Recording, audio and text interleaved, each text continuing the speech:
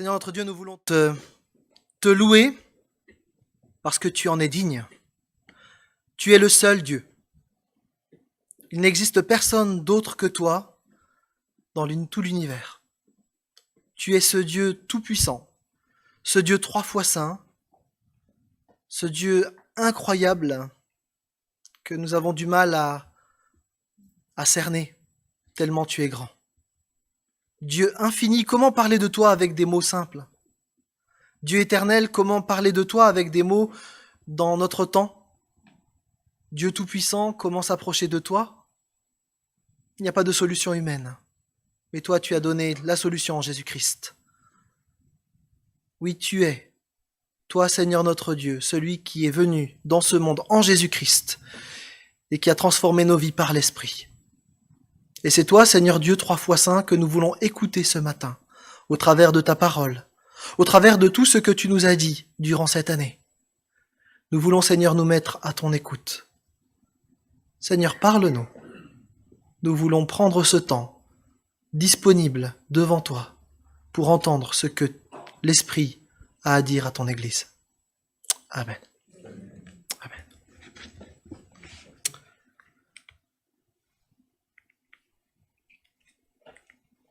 C'est bon, je n'avais pas allumé. 2020 se termine et il s'est passé bien des choses en 2020. Ça vaut la peine de prendre le temps de se retourner dans ce dernier culte de l'année et de considérer ce qui a été vécu. Nous avons vécu une année qui restera dans la mémoire collective comme l'année du Covid-19 et celle du grand confinement. Le Covid, 1 500 000 morts dans le monde. Bon. C'est de quoi marquer. Mais aussi 5 milliards, même un peu plus de personnes qui ont renoncé à toute leur vie économique, à leurs privilèges pour pouvoir sauver les plus âgés. Intéressant. Dans cette année 2020, il s'est passé bien d'autres choses et on ne pourra pas faire le tour là dans le cadre d'un message sur tout ce qui s'est passé durant l'année. Mais j'aimerais rappeler quelques événements que peut-être on a oubliés dans ce mois de décembre parce qu'ils remontent un petit peu avant le Covid. En janvier, l'Australie a dû faire face à des incendies qui avaient commencé en août 2019. Méga incendie qui a brûlé plus de 18 millions d'hectares. 1 milliard d'animaux ont péri. Le 4 janvier, des records de température pour un mois de janvier ont été enregistrés dans la banlieue de Sydney, avec une température de 48,9 degrés Celsius. D'ailleurs, le mois de janvier 2020 est le mois de janvier le plus chaud jamais enregistré dans l'histoire de l'humanité. Toujours au niveau écologique, la Corne d'Afrique a subi une invasion de criquets pèlerins qui est la plus grosse invasion depuis des dizaines d'années.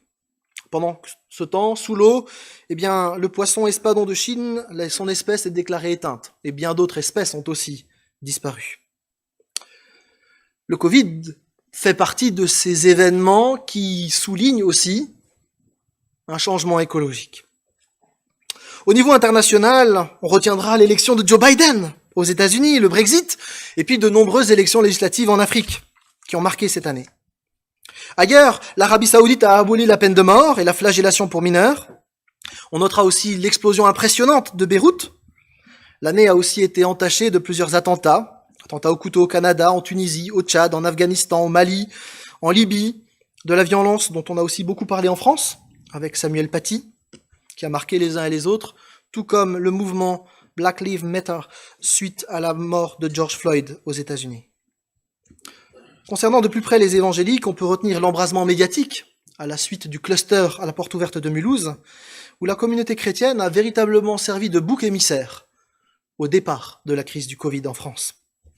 On peut aussi mentionner les réflexions autour de la laïcité qui ont commencé fin d'année et qui vont se poursuivre et qui vont impacter durablement notre milieu évangélique.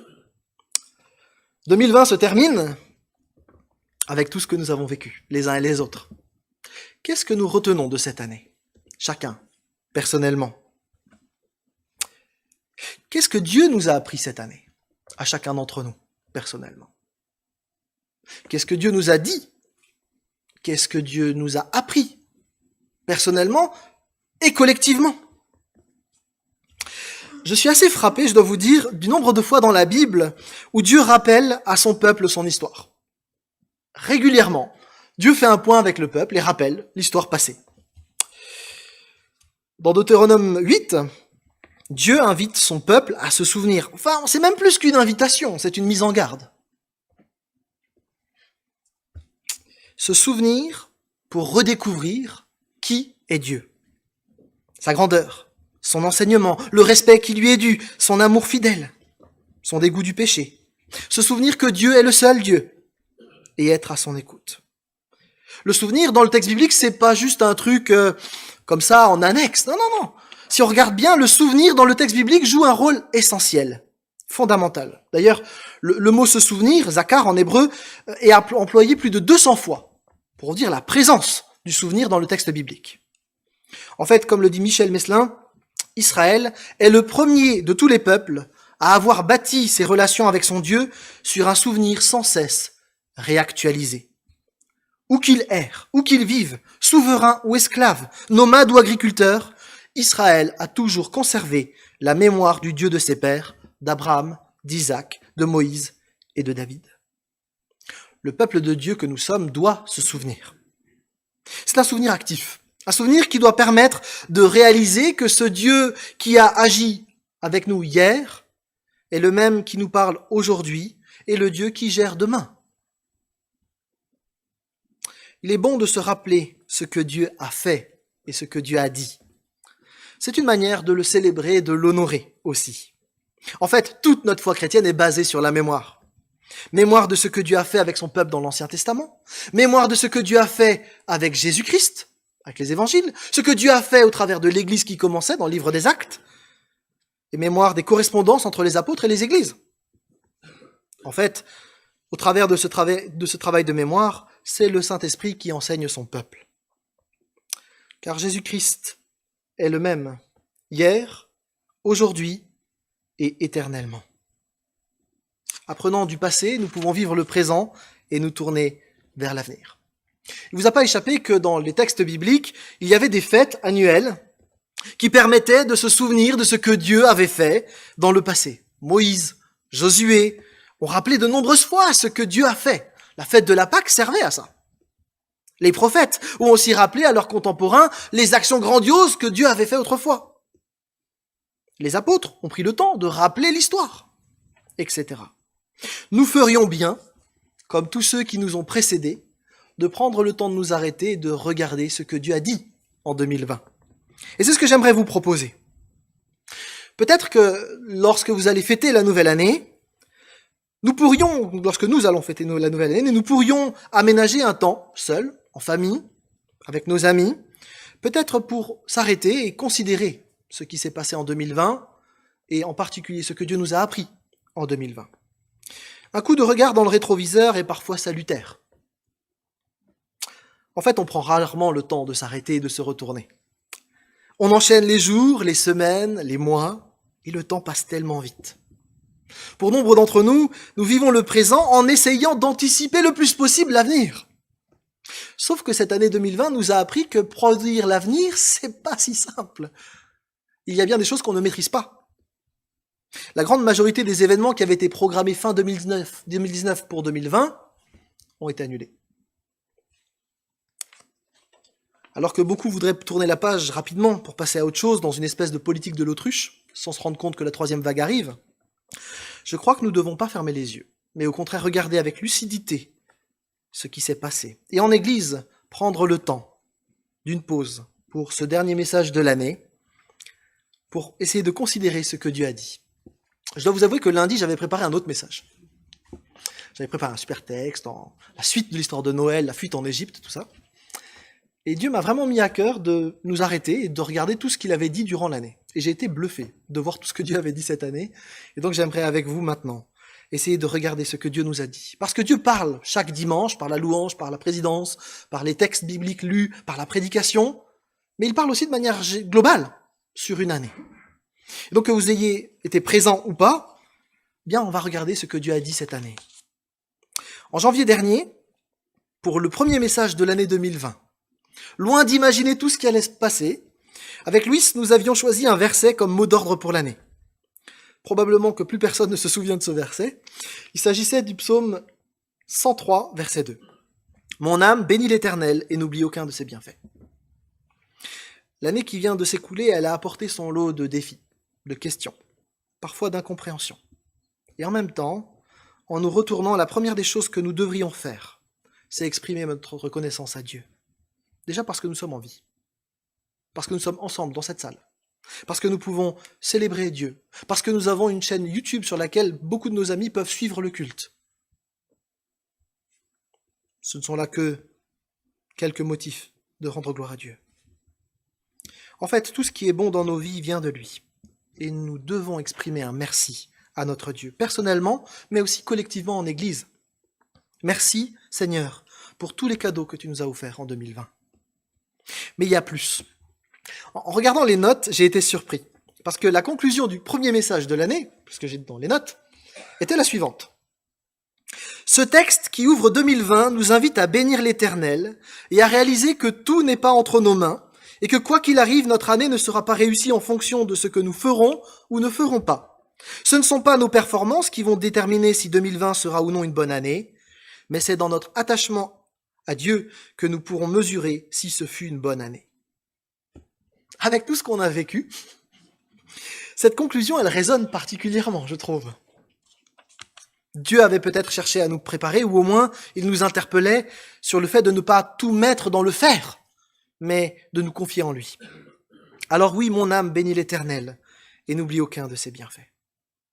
Début de l'année 2020, avec Evelyne, avec Samuel, avec l'ensemble des prédicateurs, nous avons décidé de faire toute une série sur les psaumes. Parce que notre vie chrétienne ne se résume pas à avoir un Dieu qui nous fait du bien, qui nous encourage, qui nous ceci, qui nous cela. Ça reviendrait à centrer notre foi sur nous-mêmes. Or, les psaumes nous invitent à tourner nos regards vers Dieu. Et donc, nous avons considéré qui est Dieu au travers des psaumes. Avec le psaume 1, nous avons vu que Dieu nous parle. Puis ensuite, que Dieu est victorieux et souverain. Que Dieu est le Dieu qui secourt. Le Dieu qui nous donne la paix. Le Dieu que l'on peut appeler lorsque nous sommes en difficulté. Le Dieu créateur. On a continué notre série avec le fait que Dieu est un Dieu merveilleux. Qu'il est un Dieu parfois silencieux, mais toujours souverain. Un Dieu qui regarde au cœur et qui fait justice. Un Dieu qui est fidèle jusque dans la mort. Il n'y a pas un seul moment de notre vie qui échappe à la souveraineté de Dieu. Il est toujours présent. Dieu est le Dieu qui libère et qui délivre, le Dieu qui se révèle, le Dieu qui se donne par amour. Pas un Dieu lointain qui laisserait les humains se dépatouiller dans leurs difficultés, mais un Dieu qui est venu dans notre humanité pour nous rejoindre là où nous sommes. Ce Dieu-là.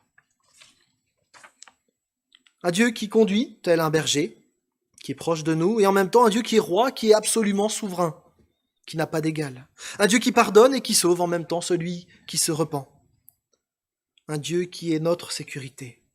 Autant de caractéristiques que nous avons évoquées semaine après semaine, avant le Covid, qui nous permettaient de réaliser que notre Dieu est le Dieu souverain, en qui nous pouvons nous confier et que nous sommes appelés à honorer. Le dernier psaume de la série était le psaume 29, qui nous invitait à rendre gloire à Dieu. Dans ce psaume, tout tourne autour de la puissance et de la domination absolue de Dieu. Sa voix domine le monde. Alors que l'homme se prend parfois pour le centre du monde, le texte nous rappelait que seul Dieu est au centre. Et quelques semaines plus tard, nous en avons eu une illustration des plus frappantes. Ce psaume nous invitait à honorer Dieu, ce Dieu qui aura le dernier mot de l'histoire, ce Dieu-là est notre Dieu. Et la conclusion insistait à ce moment-là sur ce qui compte, ce n'est pas tant que ce que nous faisons, mais la relation que nous cultivons avec lui, avec ce Dieu qui domine tout. De nouveau résonnait cette idée que ce n'est pas simplement faire des choses qui comptent pour Dieu, mais notre attachement à lui, à vivre en sa présence. Alors suite à ce message, on a commencé une série qui était sur la croissance de l'Église, et on a dû arrêter cette série parce que le confinement a commencé. Lors d'une allocution présidentielle que vous avez probablement suivie, nous avons appris les modalités d'un confinement que nous avions anticipé 2 semaines avant dans l'Église, en fermant l'Église plus tôt pour éviter tout risque. Et je veux saluer ici la sagesse du Conseil d'Église d'avoir pris cette décision. Brutalement, la vie économique s'est arrêtée. quelque chose que personne n'imaginait possible s'est produit. Le monde s'est littéralement arrêté à cause d'un virus invisible à l'œil nu.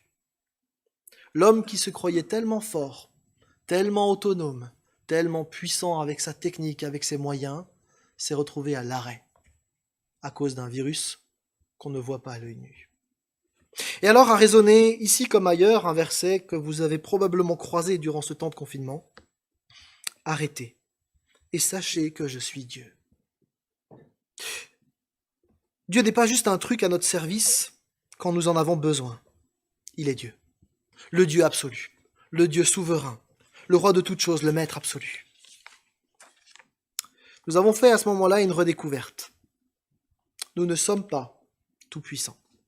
Nous sommes fragiles comme la fleur des champs, qui fanent bien vite. On a eu plusieurs signes de cette fragilité. Des discours contradictoires entre scientifiques, savants, chercheurs, des tâtonnements par-ci, par-là, des protocoles changeants qui ont été mis en place au niveau mondial. On avait parfois du mal à s'y retrouver, mais en fait personne ne s'y retrouvait à ce moment-là. Personne ne savait plus grand-chose. L'humanité retrouvait là sa fragilité et se sentait souvent démunie. Les chrétiens aussi se sont sentis démunis. Mais nous avons peut-être redécouvert à ces moments-là que la seule valeur stable, solide, l'appui fidèle, c'est Dieu. Dans ces moments-là, on le redécouvre d'une manière toute particulière. Dieu est notre appui, on l'a redécouvert aussi d'une manière particulière parce qu'à ce moment-là, effectivement, au niveau des évangéliques, nous étions particulièrement regardés avec suspicion. Et nous ne pouvions que nous attendre à Dieu pour sortir de cette situation. Au niveau de l'église locale, eh bien, on s'est retrouvé sur Zoom, un logiciel que tout le monde a appris à maîtriser en quelques mois, avec plus ou moins de joie, avec les connexions à l'audio qui étaient compliquées parfois, en tâtonnant d'abord, mais toujours avec ce désir d'honorer Dieu en église, de nous retrouver. Et j'aimerais ici remercier tous ceux qui ont permis que ces rencontres soient possibles. Et une mention spéciale peut-être à Sébastien qui n'a pas compté les heures. Une chance de t'avoir aujourd'hui aussi. Et puis aussi Maxime et Claude. Et j'aimerais vous témoigner d'une expression communautaire de notre reconnaissance pour tout ce que vous avez fait. Avec eux, beaucoup d'entre nous se sont mobilisés de bien des manières, pour téléphoner, pour encourager, pour écrire, même si face aux circonstances brutales et violentes que nous avons vécues, le sentiment de solitude a prédominé. Et c'est assez logique. La violence de la situation faisait que personne ne pouvait compenser, mais plusieurs ont essayé, avec leurs moyens du bord, pour faciliter la vie. Et Dieu s'est servi, ici et là, de ce que nous essayons de mettre en place, chacun. C'est à ce moment-là que nous avons aussi redécouvert que l'Église, ce sont d'abord des relations vraies où l'on se voit, où l'on partage, où l'on vit des choses ensemble. Sans la relation réelle, physique, il n'est pas facile de vivre l'Église. Le virtuel, l'Église 2.0 et la Zoom communion, ce n'est pas l'Église. Ce sont des moyens qui permettent de ne pas perdre le contact.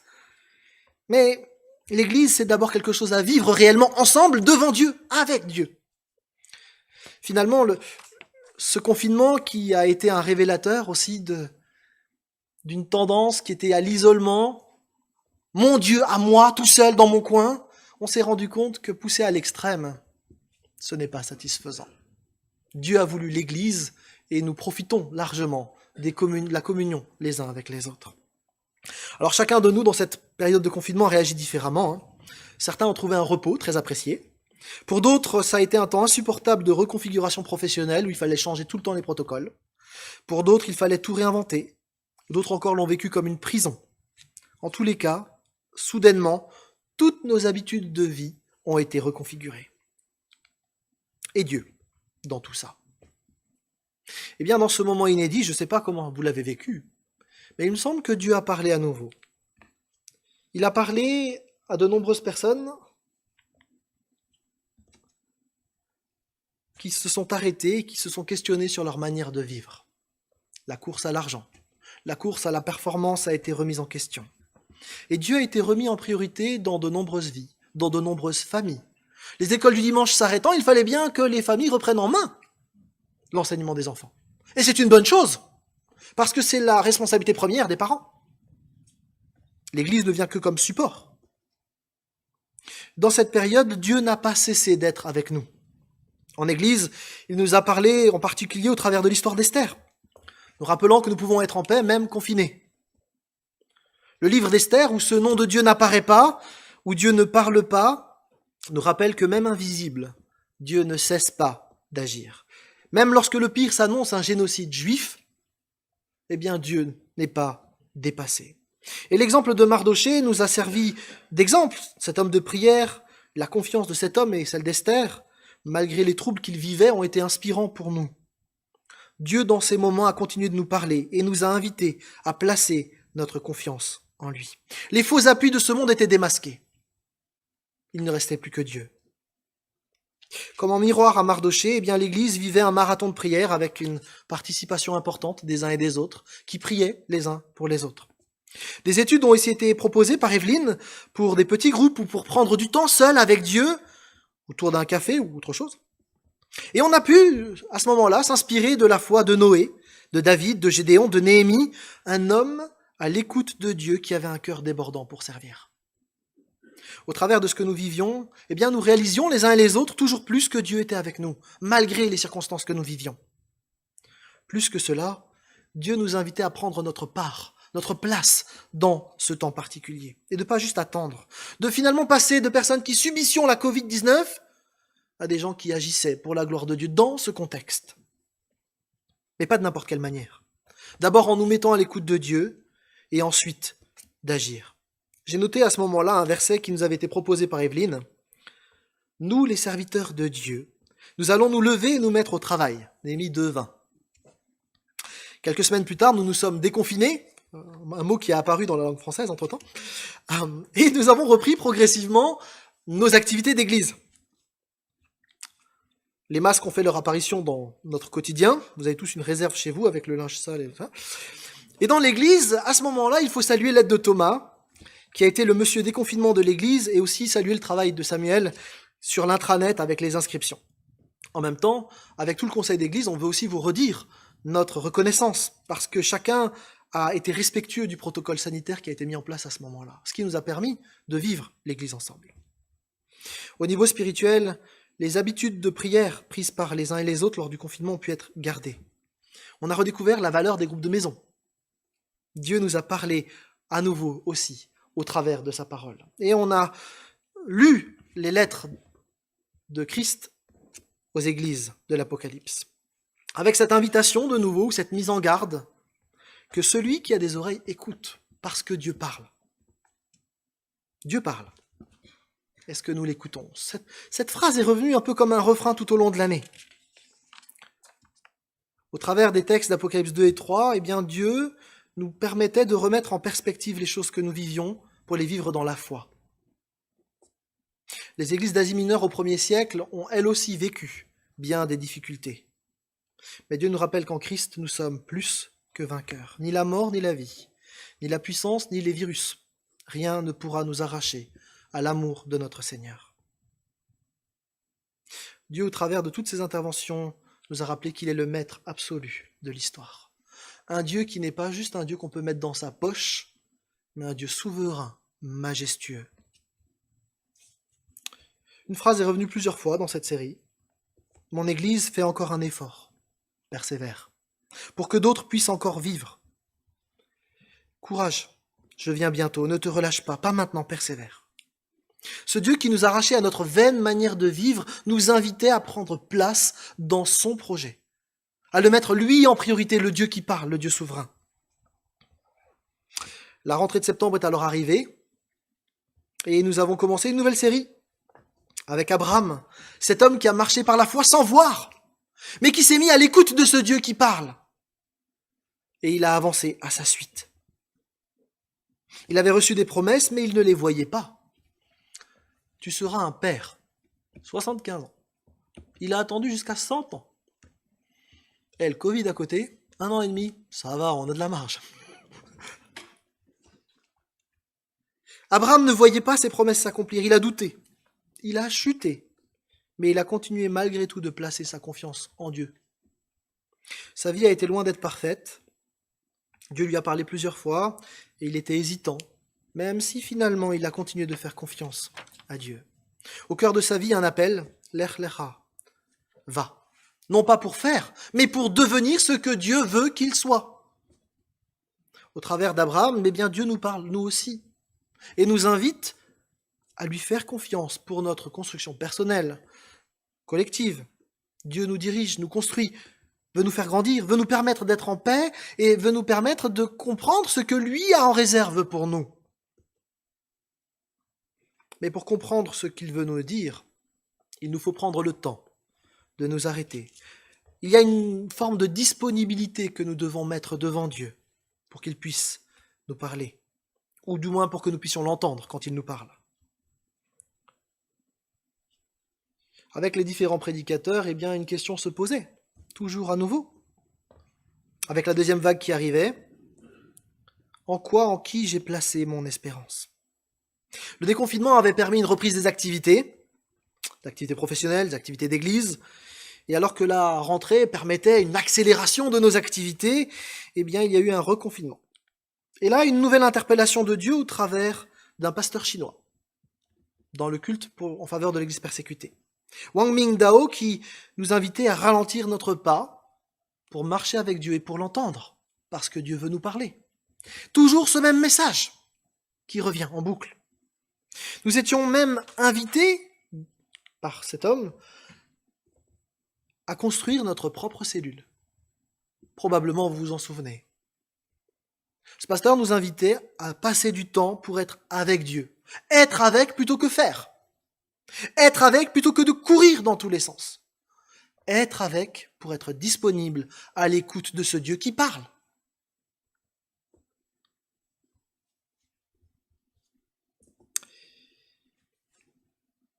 Il paraît qu'avec ce deuxième confinement, Netflix, Disney+, et toutes les autres plateformes ont explosé leur record d'abonnés.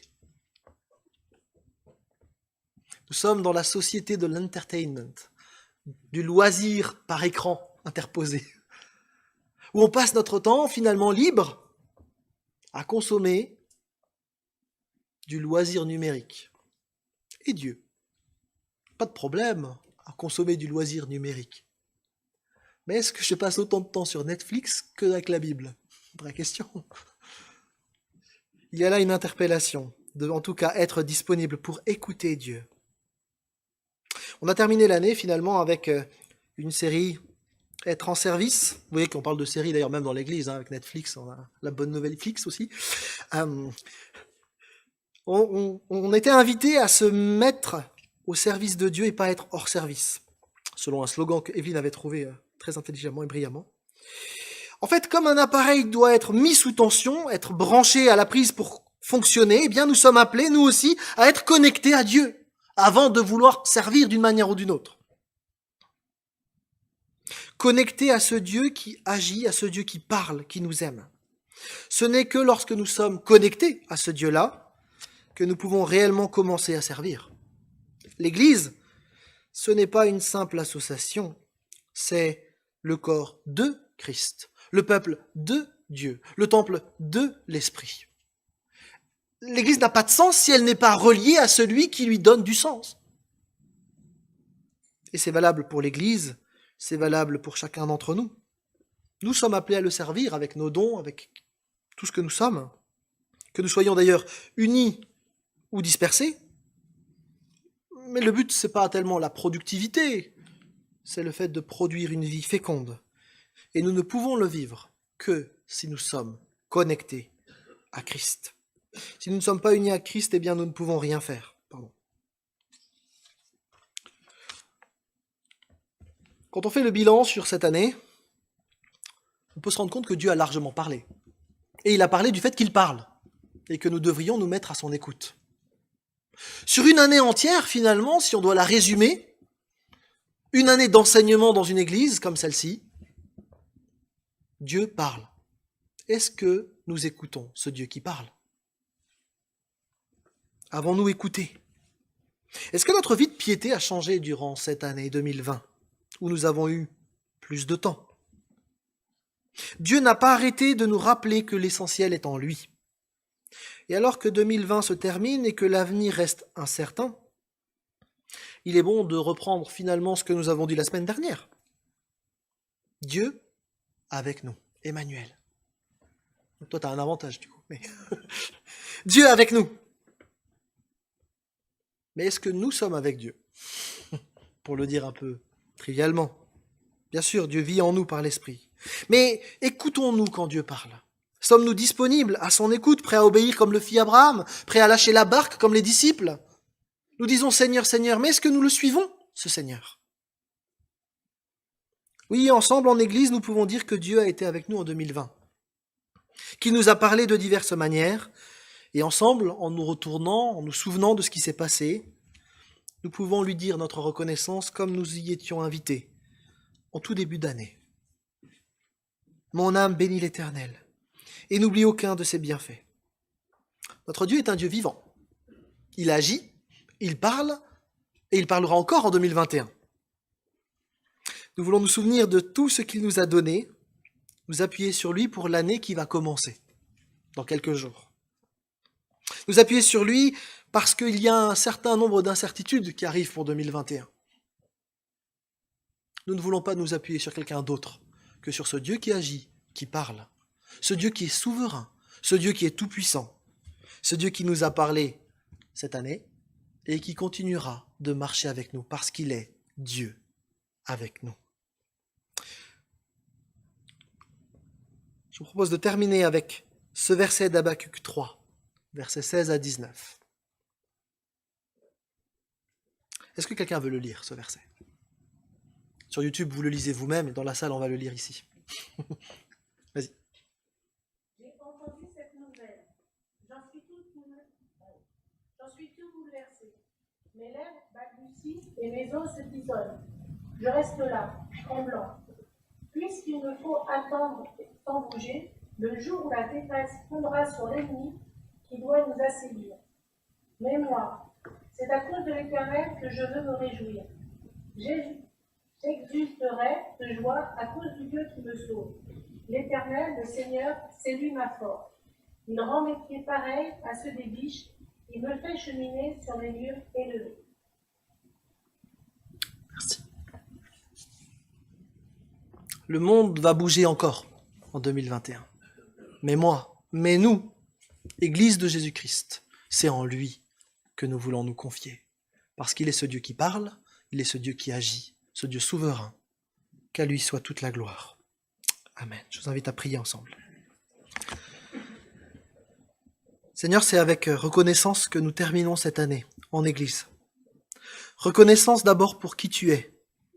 Toi, le Dieu souverain, le Dieu qui parle, le Dieu qui nous a aimés. Seigneur, merci parce que tu n'as pas été silencieux durant cette année. Bien au contraire. Alors que nous passions pour certains des moments extrêmement difficiles, tu n'as pas cessé de nous parler, de nous interpeller, de nous encourager à trouver notre bonheur en toi, notre refuge en toi. Seigneur, merci parce que tu es toujours disponible 24 heures sur 24, 7 jours sur 7. Il n'y a pas un seul moment de notre existence qui échappe à ta présence. Et Seigneur, en même temps, nous réalisons aussi que, alors que toi tu as parlé, nous avons parfois été peu disponibles pour t'écouter.